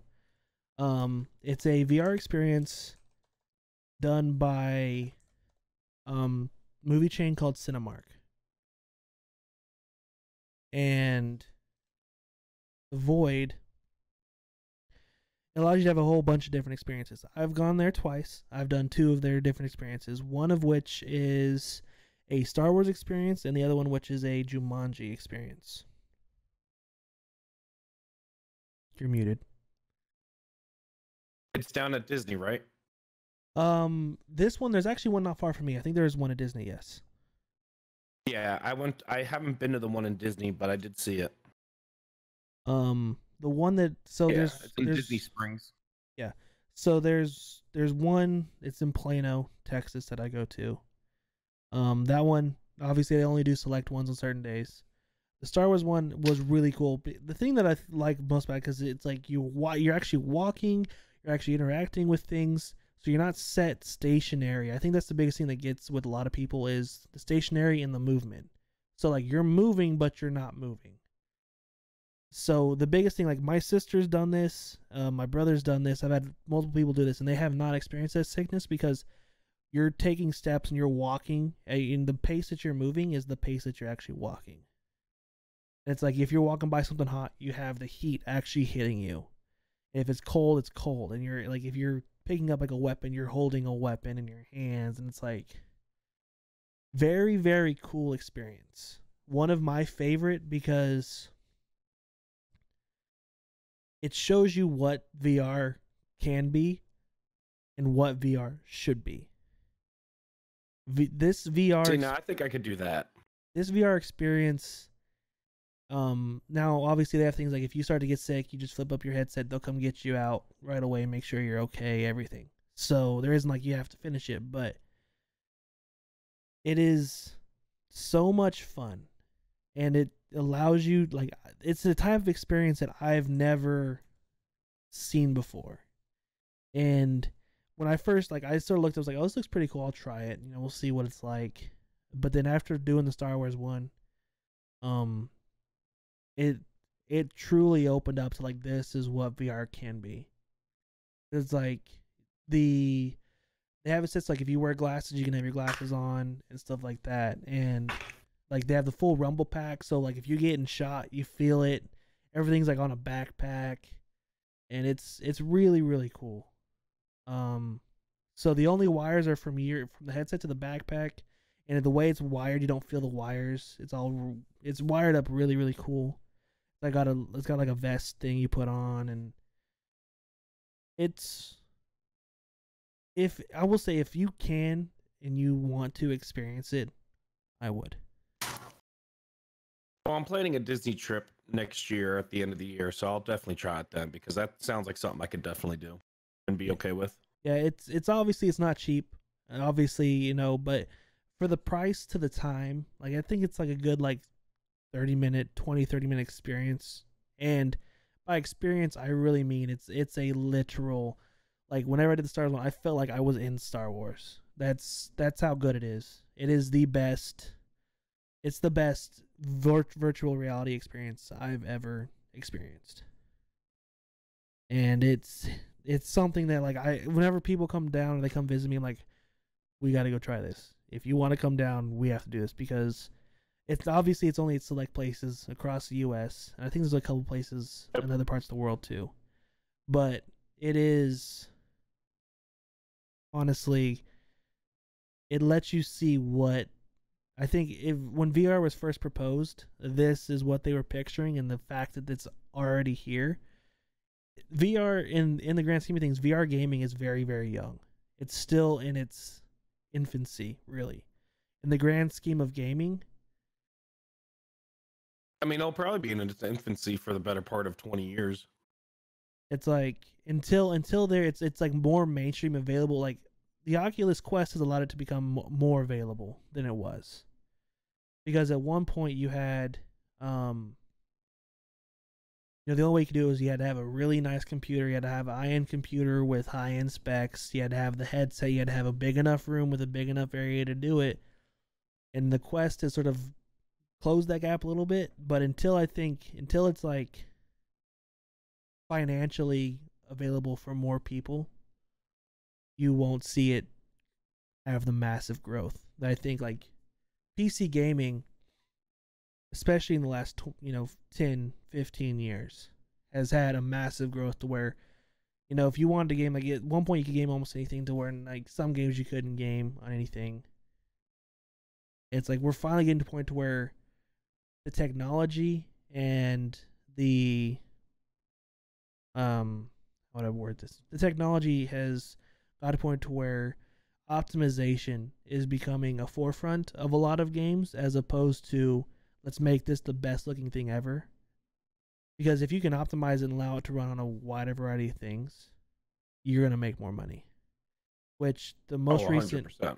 like Call of Duty and Destiny 2, which I know some people that don't have that great of computers can play Destiny 2 on their PCs perfectly fine. But that was a big thing whenever they ported it. Whenever they didn't port Destiny 2, they actually had it built from the ground up for PC whenever they brought it over. And they were focused on optimization, which is, I think, first and foremost should be the thing people want to do first. But I think it gets buried by cost, obviously. But you said you get motion sick while doing some VR. You said you've played Beat Saber. Have you played anything else VR related or just Beat Saber? No. No, just Beat Saber. And it was on the PlayStation. PlayStation. So yeah, I've played Beat Saber on the Oculus Rift, which was pretty cool. That is one game that I do get a little bit more iffy with. I think it's because of the amount of moving you have to do with a lot of stuff, and there is can't remember exactly the name of the game now, but it's like a gun simulator where you can pick up guns and shoot guns. That one's pretty Super Hot. No, not. I've played Super Hot. That one's pretty cool, but no, it's like a more realistic one. I can't remember what the name of it is now off the top of my head, but it's only on really PC.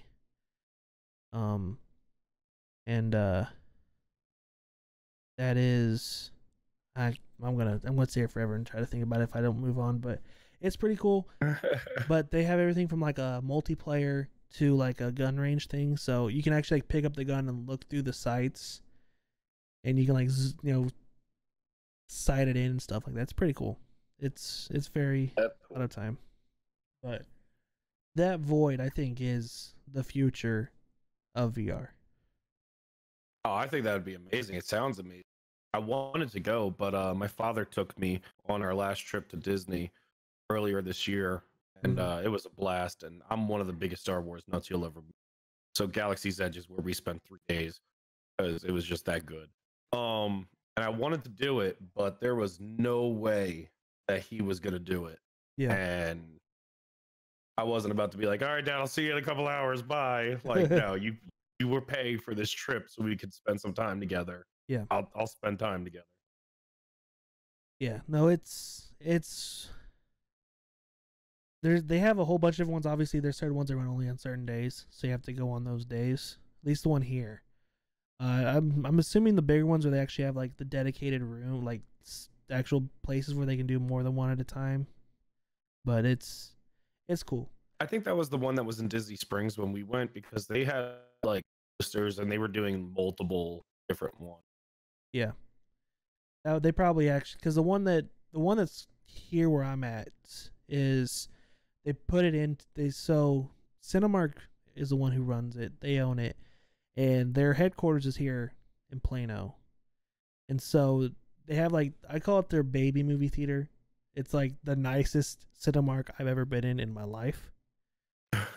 And so there's like a little section of it. It's not that big. It's a pretty good area, but it's like they only run one experience a day because they set it up specific for that experience. Because there's different twists and turns you got to do, obviously. But I don't know. It's fun.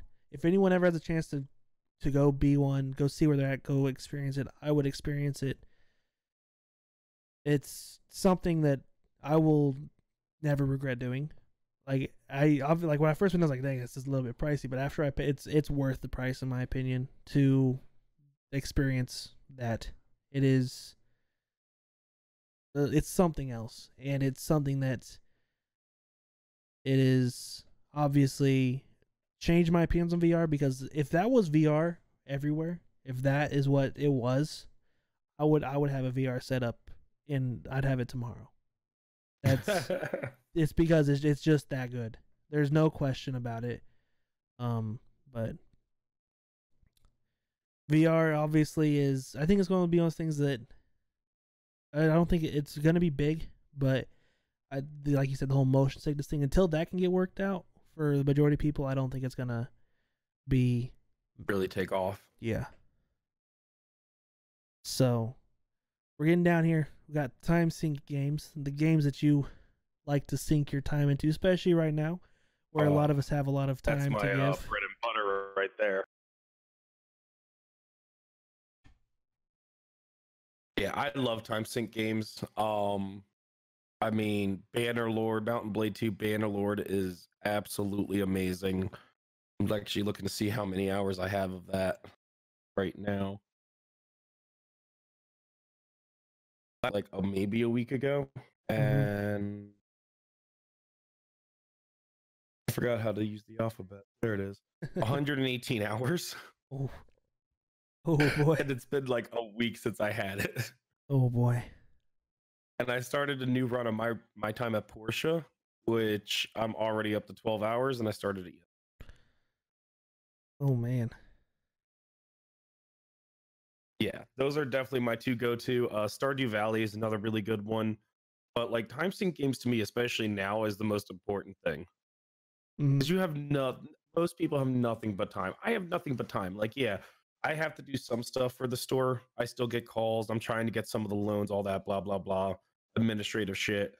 Yeah. But there's a majority part of the day that I'm just sitting here, either waiting for an email or waiting for a call or waiting for an application, and I'm just sinking tons and tons of hours into games. So I've yet to find one like that, mainly because I have so many games I'm just starting to go through that I just haven't played at all yet. That's what I've used a lot of this time for, or revisiting games that I haven't played in forever. But the one that I want to start, I think I want to start streaming this, is 2 Point Hospital. Oh my god, such a good game. I love that game so much. I watched Co stream it, and I know he got it early, and it looked really cool. But it's a type of game that I've never really played that style of game before. So it's like one of those that obviously I'm gonna have to learn how to sort of get used to that type of game. But also I have like Graveyard Keeper that I also have that How many hours do I have in that one? Because that one's boy. another big one. That one is Alphabet. Work with me. Graveyard Keeper. There it is. 128 hours as well. Yeah. So those are two that obviously trying to get back into streaming like I used to. Obviously, I've sort of lost some I guess motivation to stream, especially with everything going on, because it's like you sort of get in a spot where you're like, man, I just don't want to do anything. You know, I guess you could call it depression because of everything that's going on. You know, a form of depression where it's like you just sort of, at least for me, I get to a state of like I don't want to do anything. You know. Oh, I agree completely. I mean, I haven't even started packing my house, let alone clean my room, and I have to move in a month. And I should be streaming a lot more because I have the time, but I don't have the energy to do it. It's like it's sort of sad to say that I don't have the. It's like it's not that I don't have. Like, there'll be times like I'll have more than enough like physical energy. I think it's more just the mental aspect where I'm like, Motivation. do I want to? Because like if I stream, I don't want to just stream for like an hour. Like I want to like, because I feel like in an hour, you know, after everything you finally get going into a game, it's like, is that really long enough? Is that enough time for me to actually do anything? It's like, well, if I'm only gonna stream for an hour, what's the point of even streaming? And so it's like, you know, but I think the biggest thing is I'm trying to find balance in the different things I do. Obviously, I still do my role play from time, you know. I gotta find my balance there, and obviously, like I'll take 3-4 days off where I don't even touch it right now, and it's, you know, it's to that point where it's like I sort of have to take these breaks to keep from getting to where I was at, because I don't want to be there again. So yeah. So obviously, if you guys I've been loving these time sync games, though, I need to start streaming them because I've been spending God knows how many hours. I've had so much time in Mountain Blade 2. I've seen people stream it. How is it? I haven't really looked at it. Oh, that game is so fucking good. 'Cause I have the other Mountain And once Blade you start games. adding mods, oh, it's so good. And once you start adding the mods, it's amazing. It is out of this world. I'm super mad because they won't do it right. So in the character customization mod, you can make a child. You can play as a child. Mm-hmm. And in the dialogue scenes, he looks like a child. Riding his horse on the campaign map looks like a child. As soon as you enter combat, though, he becomes a young adult. And I was so bad because in the tutorial training, I was able to run around as a child with a two-handed great sword, chopping at people's knees, and it was a blast. But as soon as I get into the actual game, it's like, no, you're an adult. I'm like, fuck. Oh. Let me be Mini Me. I want it to be the clan of Chucky. Oh my goodness. Um. Yeah, so I think those are two games I'm probably I'm gonna probably start trying to stream those. Um. Obviously, they would be chill streams, and just sort of just start up a stream, not even really pay much attention to anything, just try to figure out how these games work, because I've heard good things about them. The only reason I got them is because of Humble Bundle, and they've changed it. It's not monthly. It's what's it called now? They've changed it where you choose. And you get to like pick the games or whatever. Yeah, they give you like 12 or 13 games to choose from. You get 10 of them. I think I've only chosen like 4. Most of them, I think it's because they realize most people don't play all of them. It's only select ones. So it's like they probably changed it so like if you don't, if you don't take all the keys, they're probably saving money. It's the money's still going to a good place. So give them away. Yeah, well, that's I think over 50% of my keys are either games like I either already have or I just have no interest in playing. Like if I'll look it up, I'll look up YouTube videos or I'll read about the game, like it's not for me. But the reason I still have it is because the money does go to a good cause. So even if it's just a little bit, it's a little bit's more than nothing. So 100%. So yeah, I have one little tech topic here. It came out, last week.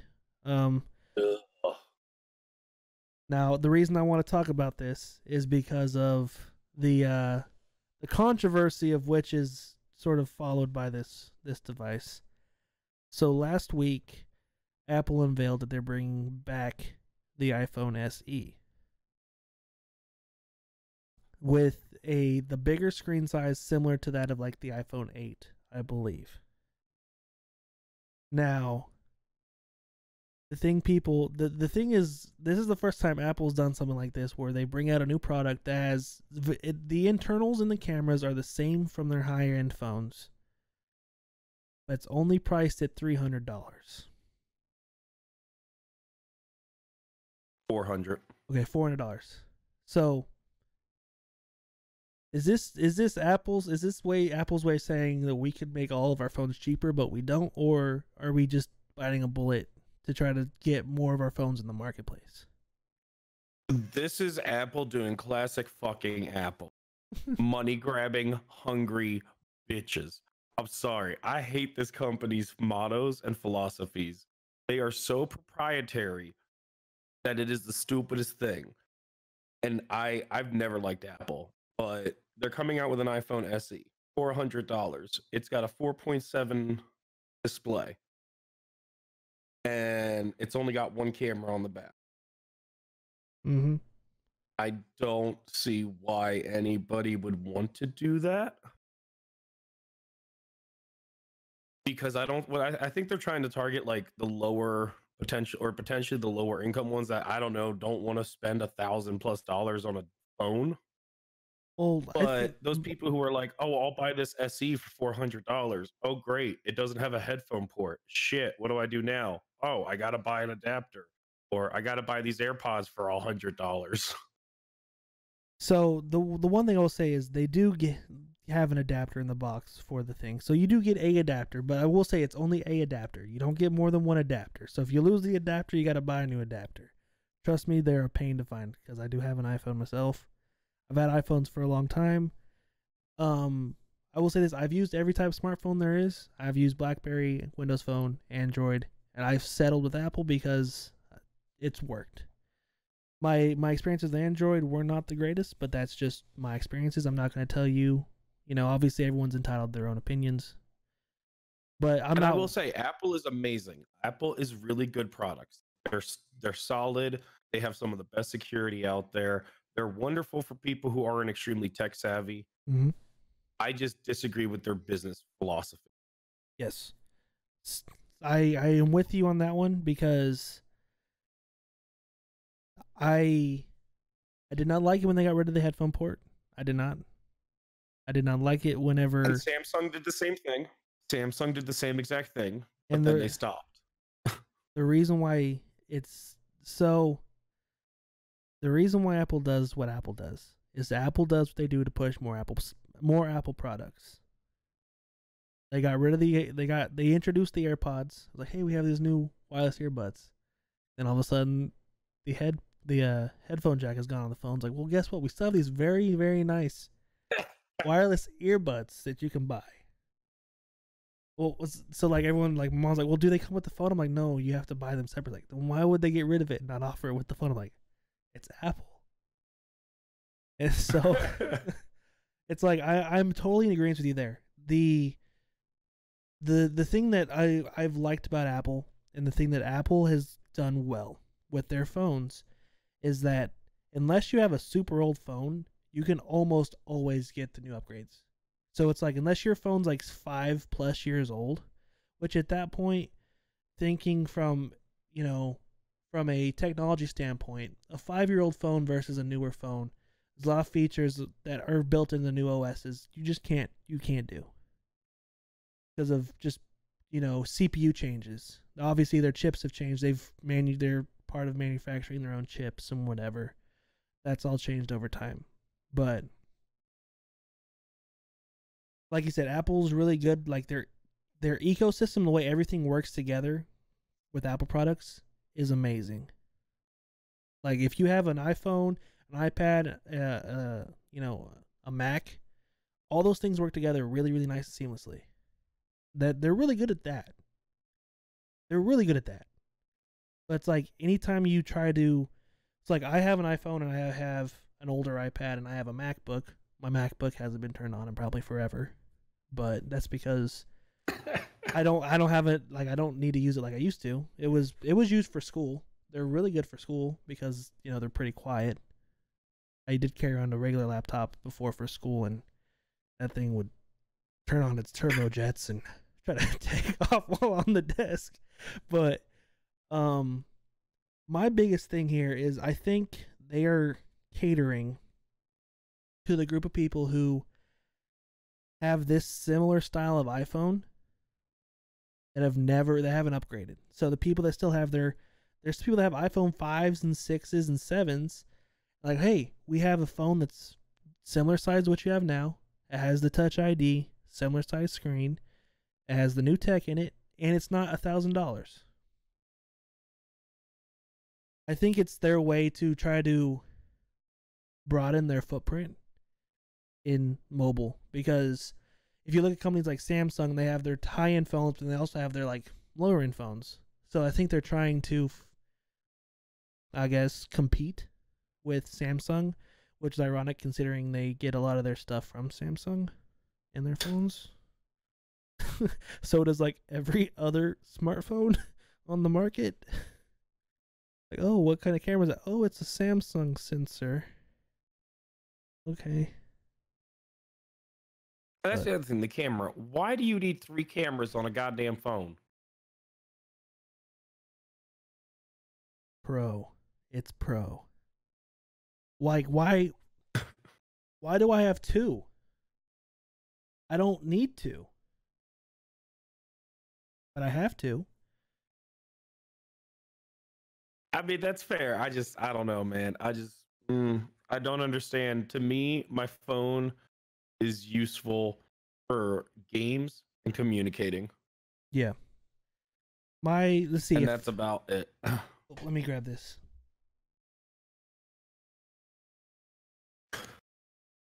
So what's sad is I have this DSLR camera. I love this camera. It's really nice. I like it. It takes great video, takes great pictures. But the only thing that this camera can do better than my phone camera anymore is low light and exposure shots. And this camera costs about as much as my phone. So it's like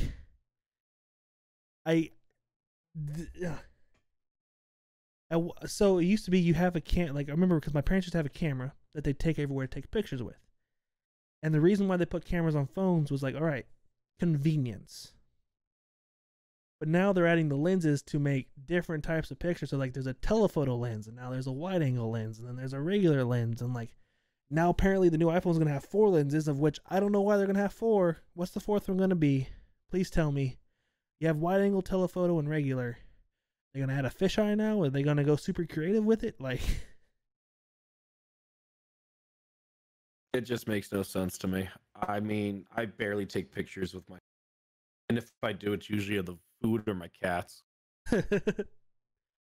let's see what with my phone. Yeah, no, I don't. I think I've taken pictures of like say if I'm out and I see something cool, I'm like, oh, okay, I'll take a picture of that. But it's like I don't carry my phone with the thought of I need to take a picture of this today. Like if you're carrying around your phone thinking I need to take a picture of this today, then maybe you have an amazing job that I just don't have. You know, you just carry around phones taking pictures of stuff, but I clearly don't have that job. So, oh boy, we are getting down there. We're about 2 hours in here, but I don't know if there's anyone still in the chat or not.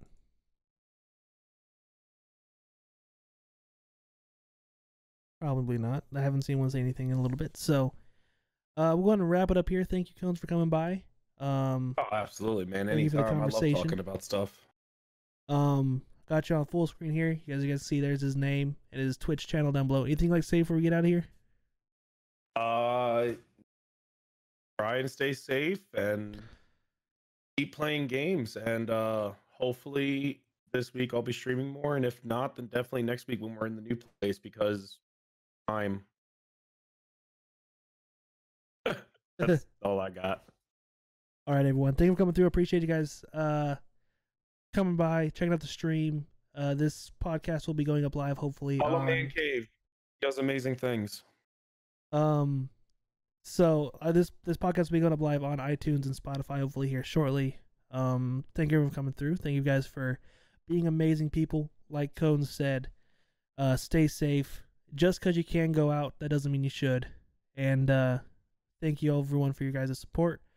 Hopefully this is the start of something new, and we'll see you guys all in the next podcast or the stream if you guys catch me live on Twitch, which is over twitch.tv/mancave. Like I said, you can go check out Cones over at twitch.tv/conesbox. He's a great guy. Go check him out. Pretty down to earth. Tells you how it is. Tells you pretty straight. And thank you again. Hope you guys all have a wonderful day. And I'll see you guys all in the next one.